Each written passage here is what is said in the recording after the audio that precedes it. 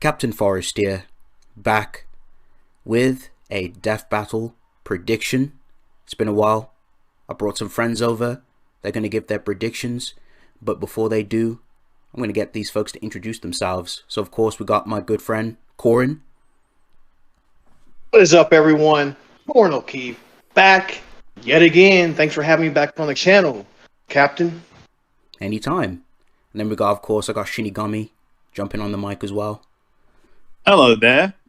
I hope everyone is having a really good day, and thanks for having me over again, Forrest. Anytime. And then lastly, I got my friend CDH. Hello, everybody. EDH is here again on Captain Forrest's channel this time. Yes, let's go. So, pretty much, I'm going to go ahead. I'm going to talk a little bit about, like, Atom. I don't know a huge lot about Atom. I'll talk a little bit about him. And then I'll pass over the mic to Corin. He can talk about Ant-Man as well. I'll chime in as well near the end. But then after that, CDH or Shinigami, they can all also chop it up and give their thoughts on who they think's going to win in the death battle. And then, yeah, we'll just give our overall thoughts. And then, yeah, we'll see if our predictions come true or not. So, basically, for Atom, there's just not too much I know about him. There's only basic stuff. So we know about like the microverse itself in DC, like that was able to like affect the God Sphere. There's some stuff about that. So easily, like, at least, you know, the microverse is a powerful verse. It's easily at least like God Sphere tier. Now I've gone over, you know, the DC scaling on my channel many times. There are a lot of ranges you can take the Sphere of the Gods. There's easily some outerversal arguments very easily, just due to how conceptual the realm is. There's some high outer arguments. There's some boundless arguments too. And if you want to use character stats and profiles, there is the extraversal scaling. So that can also be taken up a notch as well. So you can also get the Atom to those levels too. And just based on his power and how his bout works with, and how he's able to shrink him down, you know, shrink his body down to these sizes, and he can reach these abstract levels of size, which is pretty impressive. Now there's not too much I know in terms of like what he can do. I just know basic stuff. So he can easily shrink himself down. He can make himself super dense, so he can like attack you with like very strong attacks. Now there are some like low ball statements, you know, says like he can like punch with like the force of like, you know, a white dwarf star. So there's things like that. And obviously he can also manipulate you, make you shrink down, or he can like increase your size and just change your molecules and change your atoms themselves. And his bout basically helps him like regulate and like shrink his own size. And he can also do this to help him evade attacks. He can hide in areas. He can shrink himself down to avoid, you know, and sneak around and get around his opponents. And as mentioned, he can use this offensively. So if he's got like opponents that are way too big for him to handle, he can literally just shrink them down to size if they have no resistance to that. So that's going to be an issue. And like I said before, if he needs to get offensive, if he needs to beat the crap out of an opponent, he can make himself super dense, and he'll be able to literally punch, literally beat the brakes out of his opponents by doing this, which is pretty impressive. And yes, he's pretty durable. He has good durability feats. He's taking hits from like, you know, Prometheus's energy sword. He's taking hits from Lobo. He was also unharmed by Kronos' bomb exploding on him. And then he has some pretty decent durability feats going on his way. So yeah, overall, you know, Atom, I wish I knew more about him, but at least with that, we know where we can gauge in terms of like his AP. Speed, again, just due to how DC works, I definitely think he can reach these, you know, levels of immeasurable speed and irrelevant speed. That's on the table too.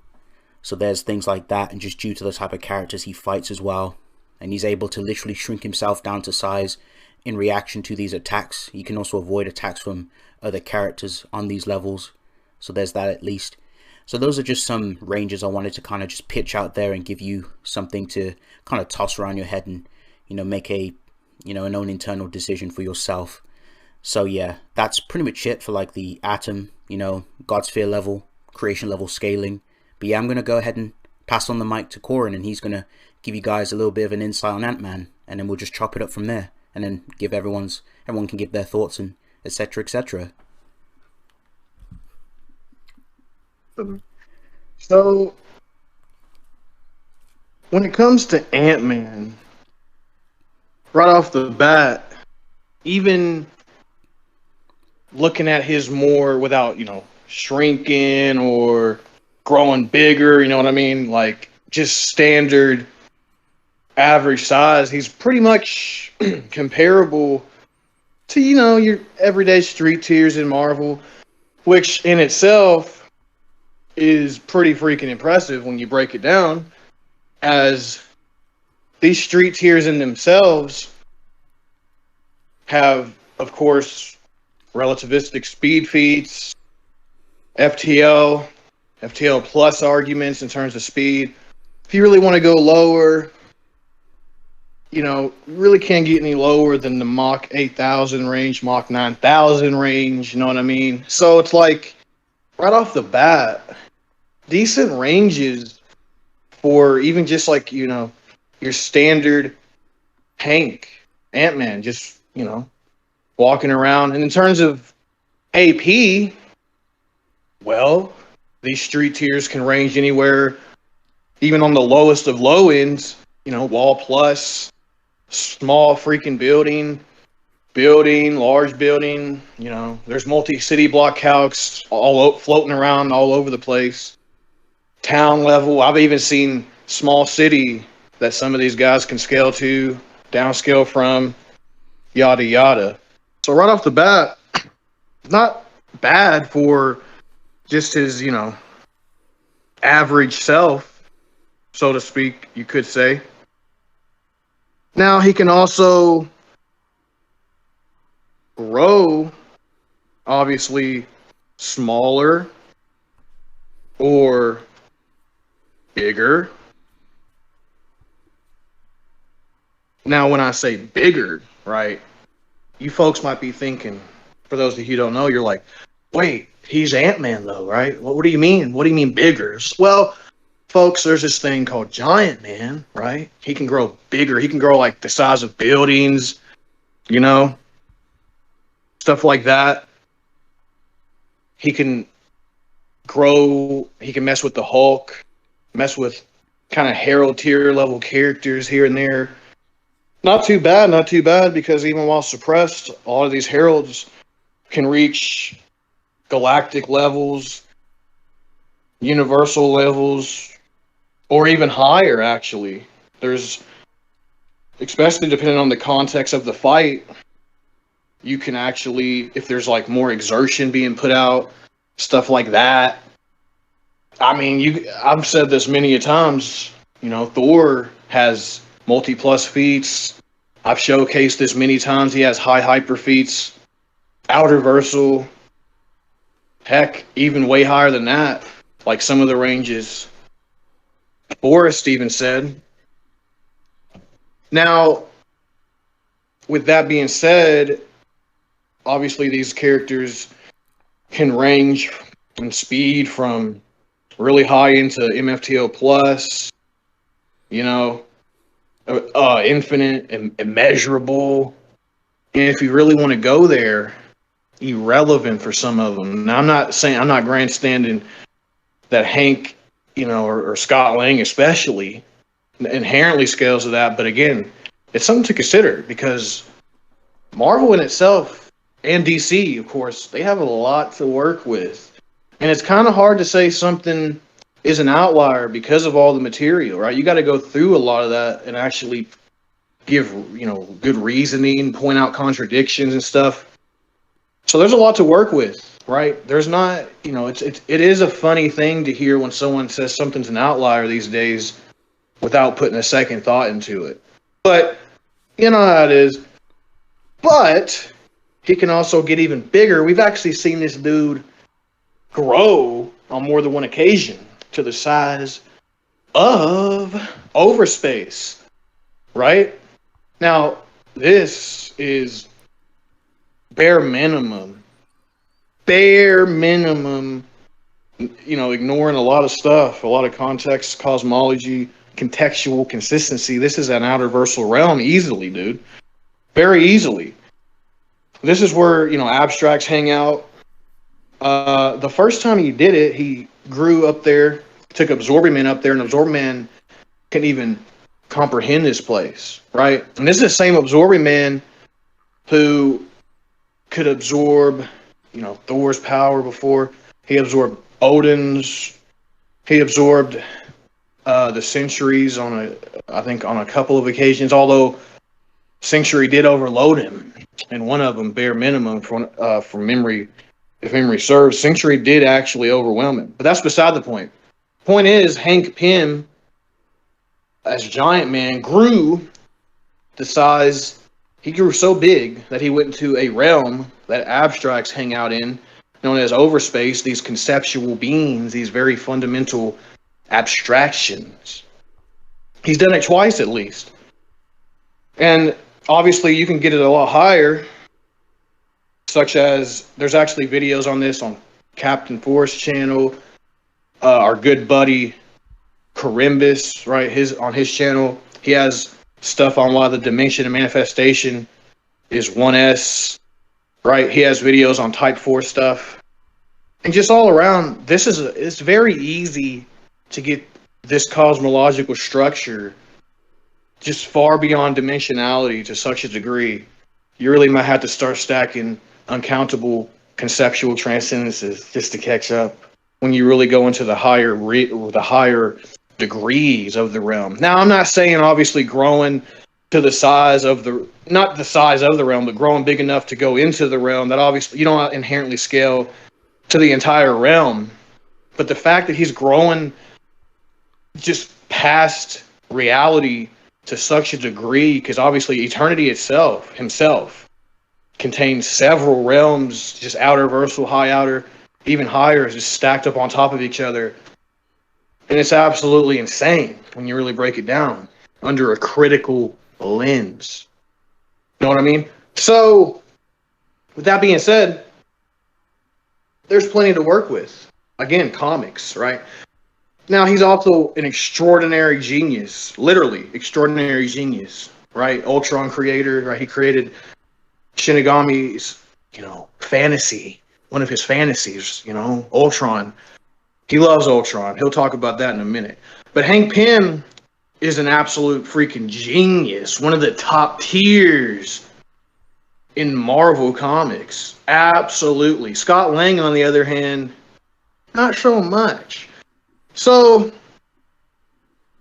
with that being said, he can shrink really small too. Obviously, he can go into the microverse, which in itself has really good arguments. It's very stacked. It's layered. Pretty much every realm in Marvel, a lot of them are layered, have layered existences, layered planes of existence.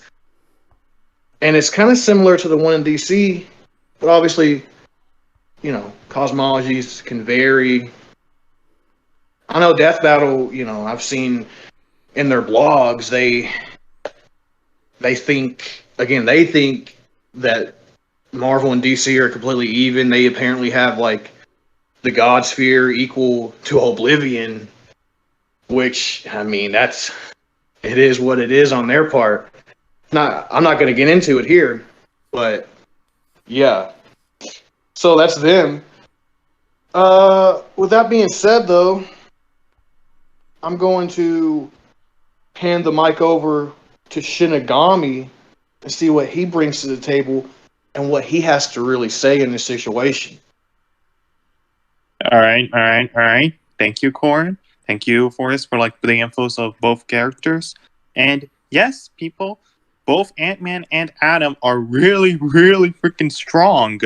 This fight might be pretty close depending on what you take for both characters, especially since both of them can just shrink down to however much they need to just to continue the fight and what it may bring to the table as well in terms of animation. However, for my personal reasons, based on what I know of both characters, I think Ant-Man takes the slight edge in terms of the victory. there's like a few reasons as to why. For one, there's a Giant Man. I've seen multiple arguments of people claiming that Adam can just like do some Duraneg and just like get into Hank's insides and just grow him and explode him from the inside out or something. But you have to consider that Hank has like on a few occasions grown as far high as like the place where abstracts exists at. You know, like this is going to be a realm that not even absorbing man could comprehend, and he could take in Thor's hammer. So it's like, can Adam even do the exact same thing to Hank before Hank like just takes away a universe that Adam is in and just GG's him from there? Like that would be pretty insane if that's how Hank would win. But let's just say that they want to keep it small. Like small things matter as well. Don't worry, people. Small things also matter. Let's say they keep the fight there. If that's the case, there's another advantage for Hank, which is the ants. It'll just be like an overwhelming amount of ants, just like going in there. And they're gonna overwhelm Adam. Adam is gonna try to punch them. Just gonna punch them left and right. But the ants are just gonna go in. They're gonna bite him off and GG him from there. And that gives Ant-Man specifically a big numbers advantage, which would be questionable if Adam has fought something of that caliber. Sure, he can like just increase his density to that of a dwarf star and do some AoE here and there, but I really don't think that'll be enough to just stop the swarm of ants that are just going to be coming at him, you know? And another slight advantage that Hank has is like he also has some proficiency at degrees on judo, and he's also way smarter than Adam, most likely, considering he has done things like build an infinite-sized built an infinite-sized mansion in the plane of existence that Eternity lives at, and built Ultron, one of the strongest villains in Marvel Comics, specifically the second strongest behind Thanos and above Kang the Conqueror. An AI that could just keep on growing how much he feels like it. Like, yes, dude, Ultron's insane. Hank built him. And Ultron is based around Hank in terms of intelligence as well. So whilst the matchup may seem pretty close, and it is pretty close, both fighters will have a tough fight ahead of them, very certain. I do think that with superior numbers, the size advantage that would give that Ant-Man has shown, growing as high as places where the abstracts live at, and also actual skill feats and intelligence advantage, I think Hank would win. And I'm going to hand it over to CDH, and he's going to give his thoughts on the matchup. You go. Okay, thanks for Nagami for talking about this. So this matchup is like super duper odd, like to like obscure actors like Marvel and DC that like not many people know, right? And we have, Hank Pym and Ant-Man. I don't think they're using Scott Lang because who really cares about Scott Lang, if I'm being honest. But for one,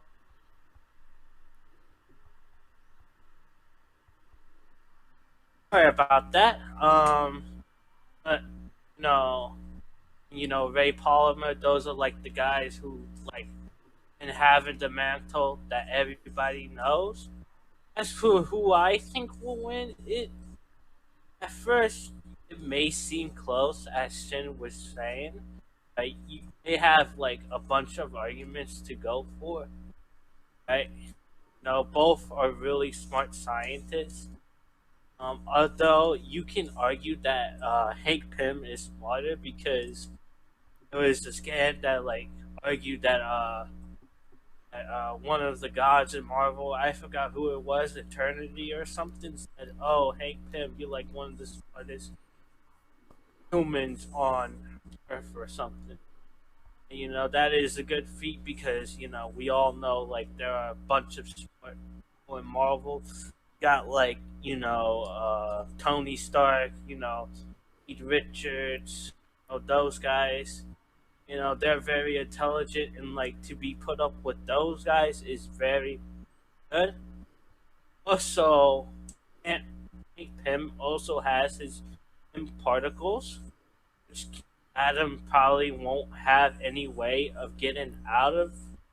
If I'm being honest, because the Pym particles like very converse, and basically Hank's own thing he controls, and like could like just trap him. Adam wouldn't be able to get out, if I'm being honest. And we also his giant man. Oh, and as Sen was saying, oh well, maybe what's his face? A Pamela could do that, and it's like, well, like grow inside and like go in his insides and go out. Well, I think Pym could do the same thing, but unlike Adam, he could just grow really big or really small. You know? So he would have those types of advantages. And Adam, I also feel like that Pym just has better things going for him. His Pym particles, his Iron Man, Ant Man forms. There's other things that he has, just far more than Ray Polymer's Adam. You know? So overall, I do think Hank Pym would win more often. Has so many things like counters. Adam. I do. That's gonna be it for me. Captain Forrest or Corin, if they think. Okay, I'll give my thoughts and then I'll pass over it to Corin and stuff. He can give his if he would like to, and anyone else can give their final thoughts as well afterwards if they have any additional things to add. Now, for me personally, it does depend on what rangers you use. However, just like in terms of like versatility and what Ant-Man can do more often not in this situation, I'm leaning a little bit more so of Ant-Man on this one. I definitely think Ant-Man has a lot more to work with, especially with his Pym particles and his ants and what he can do versatility wise. Ultimately, the fight is going to come down to who is the most prominent force and like how far they can take their powers. How far they can shrink down or shrink to, depending on how they want to take the the battle, especially if it comes into the more fundamental grounds. I definitely think Ant-Man can reach higher into those tiers. Could be argued that Atom has a potential chance to be stronger than him, depending on how you take the DC scaling, but I'm going off what I have currently, and more often not, me personally, I just think Ant-Man takes victory more often not, just due to what he can do in this battle. But yes, I'm going to go ahead and pass it over to Corin, and he can give his final thoughts and then see how it goes. Appreciate it, my captain. So, for my final thoughts, I would have to say that overall, in my opinion, if it's Hank Pym, right, versus, Ray at their peaks, right, if they're putting them at their best, they're taking things into consideration. I am leaning more towards the man of ants, Ant-Man, Hank Pym. Now, that being said, if there's, good stuff said, Ray wins, if it's pretty decent reasoning, both characters get justice, hey, it is what it is. I was wrong. And I'll accept that. With that being said, I am, again, leaning more towards Mr. Pym, Hank, the guy who created Ultron, you know what I mean? That guy. So, again, if you look at it under a critical lens, you really start to see things that you normally wouldn't see at first glance as a casual reader. And when I say casual reader, that's not anything bad, right? It is what it is. You enjoy it how you enjoy it. I just mean you look a little deeper into the scaling aspect of it, little cosmological placements and all that goodness, then you really start to see things shine a little more on both parts. Because DC and Marvel are stacked, man. You know, they're up there. They're potentially the two most powerful verses in fiction. Potentially. They're definitely they're definitely in the top 10, possibly top 5. I definitely have them up there somewhere for sure. So yeah, a lot to work with. Definitely gonna have to lean more towards Mr. Pym though, Hanky, more often than not. Mr. Hanky Hank. So with that being said, anyone else want to give any more final thoughts? Nope, not really. What about you, Mr. Sage, Mr. Beast of Sage, the Sage of Beast? Like, I don't really care if that were wrong, because I know people in the comments are gonna be like, "Oh, you guys are wrong." It's like, to be fair, like they're like the most obscure characters, right?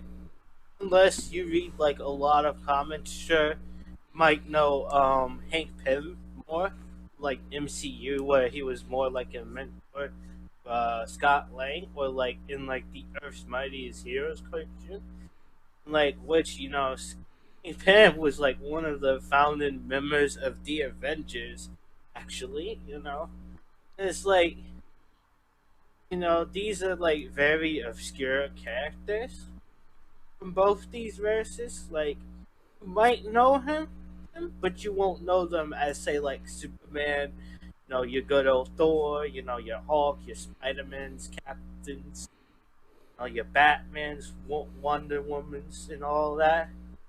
So I do think that if we're wrong, we're wrong. It's really not gonna matter because we really don't know like the best of these guys. It's just us giving our thoughts, who will win from what we know from them. That's gonna be my other piece. Right. Anyway, And one more thing on my end. Dean Winchester solos both, but I'll let the captain take it from here. Yeah, very true, very true. That's how it be. Goku solos as well. Solos Ant-Man and freaking Atom. But yeah, ultimately, see how Death Battle performs. We'll see what their interpretation of the fight is and what they're going to lean more so and use in this situation. I can't wait. Honestly, you can make arguments for both sides.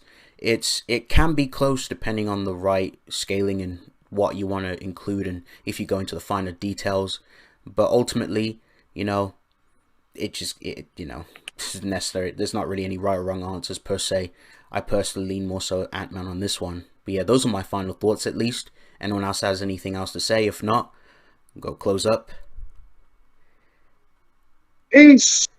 Awesome. Bye-bye. See ya. goodbye, everyone.